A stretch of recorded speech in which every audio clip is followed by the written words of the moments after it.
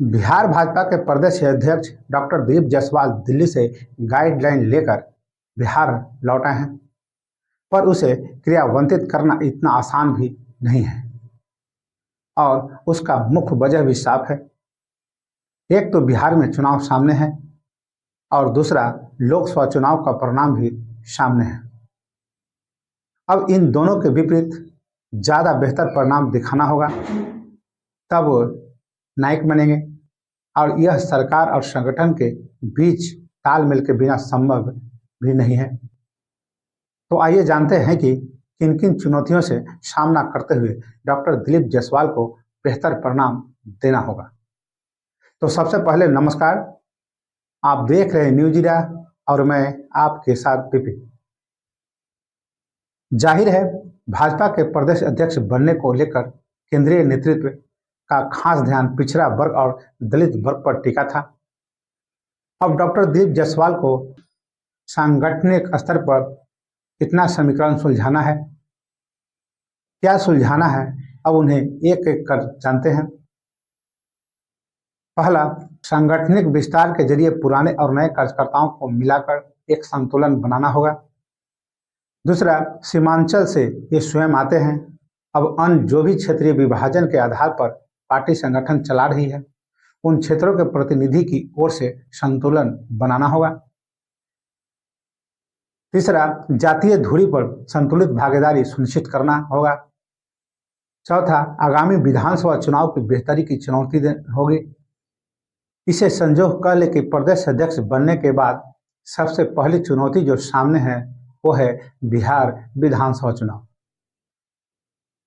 इस चुनाव के सबसे बड़ी विशेषता है कि लोकसभा चुनाव संपन्न होने के बाद जो हासिल सफलता हुई है उससे एक कदम आगे बढ़ने की चुनौती होगी।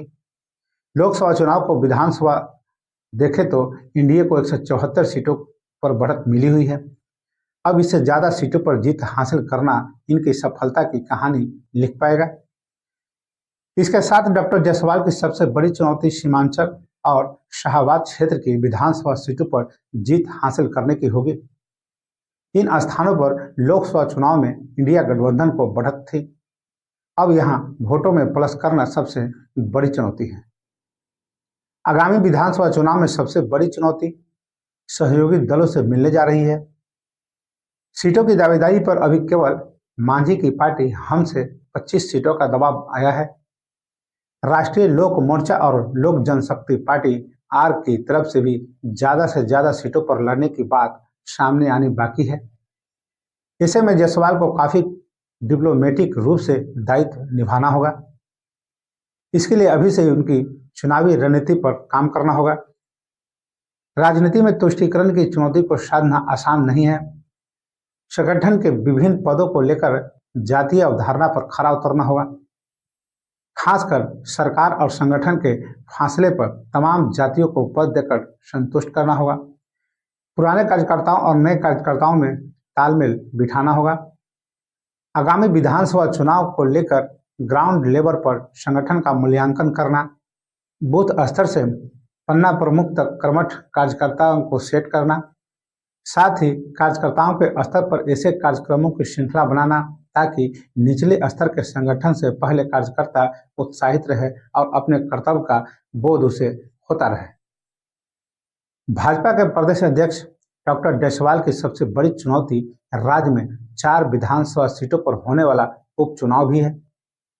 इस उपचुनाव में एनडीए के पास केवल एक सीट इमामगंज है। शेष 3 विधानसभा सीटों पर महागठबंधन का कब्जा है। तरारी और रामगढ़ विधानसभा के चुनाव में भाजपा तीसरे नंबर पर रही है। बेला में जनता दल यू दूसरे नंबर पर रही। यहां से अभय कुशवाहा राजद के सुरेंद्र यादव से हार गए थे। डॉक्टर जायसवाल के सामने इस चुनाव में बेहतर करने की चुनौती भी है। तो बस अभी के लिए इतना ही।